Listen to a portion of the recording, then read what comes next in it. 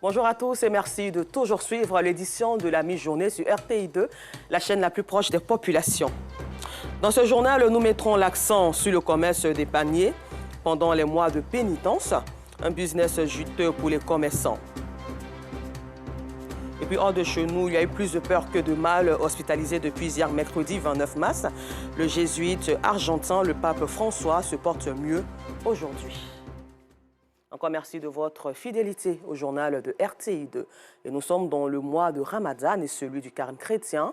Un moment favorable pour les fabricants de paniers qui se frottent les mains depuis le début du carême chrétien, mais surtout avec le mois de Ramadan. Ces paniers sont beaucoup prisés ces derniers jours par les grossistes et détaillants qui les remplissent d'articles de fruits selon la préférence de chacun pour offrir en cadeau à leurs proches. Vous allez le voir, ces paniers sont de véritables outils utilisés par ces derniers pour témoigner de leur fraternité les uns envers les autres en vue de se soutenir mutuellement pendant ces mois de pénitence. Reportage. Pour répondre à la forte demande de sa clientèle, Zanré doit tripler le nombre de paniers qu'il produit par jour pendant ce mois de Ramadan. Aidé par ses frères, il fabrique des paniers en bois, lianes et en rotin, toutes prisées pendant cette période. Quand ça commence, ça laisse au moins 2 jours, 3 jours. On sait que ça probablement, on n'a pas beaucoup. On conseille à commander beaucoup. Pour ça, se débrouiller pour que, avant que le Ramadan arrive. Voilà, actuellement, on a le matériel, beaucoup pour travail. Si quelqu'un veut panier, c'est que s'il vient, il ne peut pas manquer. Ces fabricants de paniers peuvent en vendre jusqu'à 1000 par jour depuis le début du jeûne musulman. Sondé, une cliente habituée du coin, a commandé une 50aine de paniers cet après-midi. Elle est remplie de fruits et d'autres articles à la demande de ses clients qui les offrent comme cadeau à leurs proches. Pour la période de Ramadan, c'est ici que nous sommes venus nous approvisionner pour pouvoir satisfaire la demande, vu qu'il y a plusieurs commandes et on prend les paniers pour pouvoir faire les différents paquets cadeaux. Il y a plusieurs modèles de paniers qu'on prend. C'est le mois de carême. Ma tante qui a Bobo, je suis venue faire un panier pour lui offrir un cadeau accompagné des fruits, de sucre pour commencer son mois de carême. En fait, ça c'est africain, c'est naturel. Tu vois, ça, déjà sans qu'il y ait de contenu, c'est beau. Quand tu envoies ça à quelqu'un, la personne sait qu'il y a vraiment, tu l'as considéré comme étant un Africain. Le business des paniers s'est développé pendant cette période de jeûne musulman et de carême chrétien. Dans les supermarchés, des espaces exclusifs sont réservés aux paniers de Ramadan, de quoi renforcer les liens de fraternité pendant ce mois de partage. Kwame, emballeur professionnel, a fait de la commercialisation et de l'emballage des paniers son activité principale depuis le premier jour du jeûne. Devant sa boutique à engrais dans la commune de Cocody, plusieurs modèles de paniers sont exposés. Je suis beaucoup sollicité et ce mois-ci. Et puis demain, j'ai une commande de 200 paniers à faire. Donc je pense que pour un début de carême, ça s'annonce très bien. On a des clients qui préfèrent eux-mêmes venir avec leur matériel, c'est-à-dire ils payent les fruits et tout ça. Ils viennent et puis ils achètent le panier. Quand ils finissent, nous on leur fixe, on leur donne le prix du panier et puis le prix de l'emballage.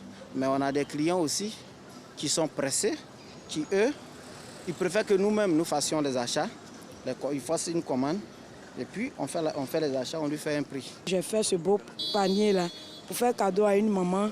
Comme c'est un grand mois, pour chercher un peu de bénédiction pour qu'elle accepte quoi, la prière que je fais. Voilà, madame, votre panier est prêt. Les paniers sont devenus incontournables pendant le mois du jeûne musulman. Ils permettent aux fidèles de se resserrer les liens et se soutenir mutuellement pendant ce mois de pénitence et de partage. Et pour parler toujours de ce mois de Ramadan, certains fidèles musulmans préfèrent rompre le jeûne, soit dans un grain ou dans un kiosque à café. Quelles sont les réelles motivations de ces fidèles qui se sentent mieux en dehors du cadre familial? Le constat de notre équipe de reportage qui a sillonné certains quartiers dans la commune d'Abobo, commenté par Pagasoro Kone de Matangi. Quartier Ouo, dans la commune d'Abobo. C'est ici qu'Aboubakar, opérateur économique, a choisi de rompre son jeûne, durant tout le mois de Ramadan. Depuis plus de 3 ans, ses collaborateurs, amis et connaissances se retrouvent à cet endroit communément appelé grain pour la traditionnelle rupture collective. Comme d'habitude, c'est ici, sur ce site aménagé, que la prière de la rupture a lieu. Une fois la prière terminée, c'est le partage du repas dans une ambiance convivial. Selon Aboubakar, c'est un moment spécial qui procure des avantages. Une occasion pour les membres du grain de bénéficier des conseils d'usage. Ça nous apporte bonheur et fraternité pour la famille toute complète. On a des frères avec les papas et grands frères, les petits frères, chaque mois de Ramadan et on se regroupe ici. Souvent, il y en a qui sont vers Avocatier, il y a les frères qui sont Samaki, il y en a aussi qui sont vers Ndotri. Voilà, mais si il est là comme ça, on se regroupe ici. Dans ce grain, il n'y a pas que la rupture collective et les causeries. L'élan de solidarité est également de mise. Ce geste est vraiment symbolique à notre égard, vu qu'avec M. Idi, voilà, nous sommes toujours parentés. Il y a un seul mot qui le dit toujours, nous sommes tous les frères. Quel que soit là où on quitte, nous sommes tous les musulmans. Donc, vu ses occupations et puis sa famille, nous avons souhaité aller rendre un petit hommage de Sounakari, qui est ce président qui est ici actuellement. Toujours dans la commune d'Abobo, au quartier Anikro, ces kiosques à café ne passent pas inaperçus. En attendant l'heure de la rupture, Assetou Bamba, après la cuisine, s'occupe de la mise en place. Karamoko Touré, le gérant, s'assure que le service est bien fait. Un business juteux, selon lui. En mars 2019, le premier ramadan qui a suivi, on a vu que les gens venaient un de partout pour venir couper, pour venir faire la rupture ici. Donc on a décidé, après le 2019, l'année qui a suivi, on a décidé de bien organiser. C'est un bon business. Aujourd'hui, je peux dire alhamdoulilah. Au début, c'était un peu difficile. Mais avec le temps, tout va bien. Il y a les clients qui sont là. À partir de 18h, ici à déborder.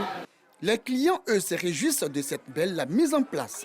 Ça soit ouvert ici, vous pouvez carême, et puis le soir, chacun rentre à la maison chez lui. Avantage, on voit dedans, chacun, on a su vous donner, chacun donne l'idée, vous progressez pour aller devant. Il y a d'autres aussi, n'ont pas les moyens aussi pour couper le carême, le jeûne. Donc quand on vient ensemble comme ça, là, ceux qui ont l'argent, ceux qui n'ont pas l'argent, ceux qui ont cotisé, ceux qui n'ont pas cotisé, tout le monde mange. Si certains musulmans décident de rompre le jeûne en famille, d'autres préfèrent aller dans les kiosques ou au grain, pour un temps soit peu, changer d'environnement. Et toujours dans cette même atmosphère, un peu plus loin d'Abidjan, l'ONG Aïcha a organisé le samedi 25 mars sa traditionnelle cérémonie dénommée Opération Pani Ramadan. La 4e édition de l'opération Pani Ramadan a permis de soutenir surtout près de 500 familles et personnes vulnérables de la ville de Beaunois. Au nombre des bénéficiaires, veuves, orphelins, personnes en situation de handicap et familles démunies, c'est reparti avec Pagasoro Kone de Madanki. Sacs de riz et kits alimentaires. Ces dons sont destinés à plus de 500 familles à faible revenu dans la ville de Beaunois, au sud-est de la Côte d'Ivoire. De quoi leur permettre d'observer le mois de jeûne dans la quiétude et la sérénité. C'est une joie qui nous anime. Aujourd'hui, on ne s'y attendait pas et aujourd'hui, on a reçu vraiment ces dons-là. Vraiment, on ne fait que lui dire merci. Cette action de solidarité s'inscrit dans le cadre de l'opération Panier du Ramadan, menée chaque année par l'ONG Aïcha. Les paniers du Ramadan s'inscrivent en droite ligne de nos objectifs, qui est de soutenir les populations en détresse. Alhamdoulilah, nous profitons vraiment pour remercier nos donateurs d'Europe particulièrement, qui nous ont vraiment marqué leur solidarité, d'Amérique et de Côte d'Ivoire. Ce vent de solidarité et de partage de l'ONG Aïcha aura soufflé jusqu'aux portes de l'orphelinat Padre Pio de Beaunois. Là, orphelins et personnes en situation de handicap ont reçu à leur tour des kits alimentaires et beaucoup d'autres présents de nécessités diverses. Donner une béquille, un fauteuil roulant ou une canne anglaise à une personne en situation de handicap, c'est lui donner la vie. Nous disons merci au nom de l'association Solidarité Handicap Côte d'Ivoire, section Beaunois. L'opération Panier du Ramadan est à sa 4e édition. Cette année, ce sont plus de 22 millions de francs CFA qui ont contribué à soulager familles et personnes défavorisées. Et comme le ramadan, le carême aussi rime avec solidarité et partage. À Mbayakro, la communauté catholique a reçu la visite d'un cadre de la commune. Moussoiré Touré a offert du riz, de l'huile pour permettre aux chrétiens les moins nantis de passer ce moment de privation, de pénitence et de prière dans de bonnes conditions. Le donateur inscrit surtout son action dans la vision du chef de l'État qui veut une Côte d'Ivoire unie et solidaire où les plus nantis soutiennent les couches les plus vulnérables. Soro Corona de RTI Boaké était le témoin. Paroisse Notre-Dame de la Providence de Mbayakro, le curé reçoit la visite d'un cadre de la localité. Moussoiré Touré apporte son soutien à la communauté catholique de Mbayakro en cette période de privation, de pénitence et de prière. Le secrétaire départemental du RHDP fait don de vivres composés de riz et d'huile. Le curé traduit la gratitude des fidèles aux donateurs. Le père Roméo Kwadjo rassure son hôte quant à l'utilisation du don. C'est le temps de carême, c'est le temps où nous faisons la promotion de la charité, où chacun de nous doit pouvoir se pencher vers l'autre, doit pouvoir aider l'autre. Ce don va servir à la Caritas pour nous, qui est un organe qui permet de venir en aide à tous les nécessiteux, à tous ceux qui, dans le silence, qu'on ne voit pas toujours, mais qui ont besoin de notre aide. Le donateur inscrit son geste dans la vision du président de la République qui veut d'une Côte d'Ivoire solidaire où les plus nantis soutiennent les populations économiquement faibles. Nous sommes en temps de carême et nous sommes venus avec vraiment quelques sacs de riz et puis de l'huile pour aider nos frères chrétiens qui jeûnent actuellement afin qu'ils puissent les distribuer à tous les nécessités dans sa paroisse. L'homme de Dieu a prié pour la paix, la cohésion et le vivre ensemble en Côte d'Ivoire et pour les autorités avec à leur tête le chef de l'État. Le carême chrétien a débuté le mercredi 22 février et s'achève le samedi 8 avril prochain. Et nous sommes toujours dans le mois de mars. La commune de Yopougon, Abidjan-Ouest, abrite ce jeudi 30 mars 2023 la célébration officielle de la Journée internationale de la femme, GIF, avec pour thème innovation technologique et digitale, levier pour l'inclusion sociale et économique des femmes et jeunes filles en Côte d'Ivoire sous le parrainage de la première dame Dominique Ouattara et le ministère de tutelle.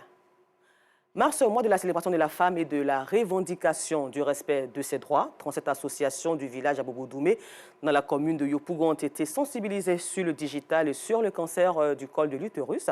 Cette célébration avait pour objectif aussi de promouvoir la cohésion sociale, l'union entre les fils et filles de la commune. Plus de 30 associations de femmes d'Abobo-Doumé dans la commune d'Atekoubé célébrées ce 29 mars. À cette occasion, ces mamans ont été sensibilisées à faire sienne le thème « Innovation technologique et digitale, levier pour l'inclusion sociale et économique des femmes et des jeunes filles d'Abobo-Doumé ». Aujourd'hui, ce que nous avons retenu est que la digitalisation est bienvenue pour l'entrepreneuriat de la femme. À cette cérémonie, chefs coutumiers et autorités de la commune d'Atekoubé n'ont pas manqué d'encourager ces femmes commerçantes, pour la plupart, à s'investir davantage dans l'entrepreneuriat. Cette célébration vise à favoriser aussi l'union, le partage et la communion fraternelle entre les filles de cette commune. C'est de pouvoir valoriser la femme. C'est vrai que le thème parle de la technologie et autres, digital et autres, mais ce que nous devons retenir, c'est que la femme est le pilier essentiel de la famille. Ça, il faut reconnaître. La femme se lève, elle souffre et elle va à toutes ses occupations. Et c'est elle qui nourrit son homme, c'est elle qui nourrit sa famille. Et vraiment, on a jugé bon de pouvoir se retrouver pour cette cohésion sociale-là, afin d'organiser cette cérémonie, pour que de part et d'autre, nous soyons tous intégrés, afin que oui, il y ait la paix véritable dans le village. Elles ont par ailleurs reçu appui financier et matériel pour booster leurs différentes activités commerciales. Vous parlez d'autre chose à l'occasion de la Journée mondiale des troubles bipolaires qui a lieu tous les 30 mars. L'unité des troubles de l'humeur organise une conférence pour les personnes concernées ou intéressées par ces troubles et le réseau de santé. Le thème de la journée est Art, Mood, Bipolarité et Créativité. L'exploration de ce lien complexe sera au centre de conférences proposées, ainsi qu'avec une exposition d'œuvres réalisées par des artistes que la maladie concerne directement. Hors de chez nous, au Sénégal, des heures ont reposé hier, mercredi 29 mars, à l'Université de Dakar. Les policiers et les étudiants qui tentaient de participer à une manifestation interdite par les autorités à la veille du procès de l'opposant Ousmane Sonko.